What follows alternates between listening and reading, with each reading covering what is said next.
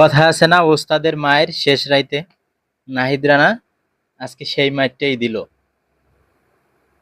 পাকিস্তানের ব্যাটসম্যানরা ভয় পেয়েছিল কিনা আমি জানি না, কিন্তু বাবর আজম বলছিলেন যে আমি নাহিদ রানার বলের সম্মুখীন হতে চাই না।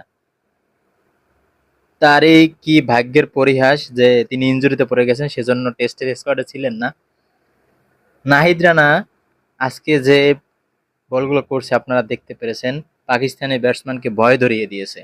নাহিদ রানা যে বিশ্ব শাসন করবে এই পেস দিয়ে, সেটা তিনি আজকে আবারও প্রমাণ করলেন। নাহিদ রানা বাংলাদেশের পোস্টার বয়, স্বয়ং বলেছেন পাকিস্তানের ধারাভাষ্যকার রমিজ রাজা। আজকে সেই কথাটি তিনি বলেছেন যে নাহিদ রানা বাংলাদেশের ক্রিকেটের পোস্টার বয়। নাহিদ রানা আগামী বিশ্ব কাঁপাবে, এই কথাটি আপনারা লিখে রাখতে পারেন।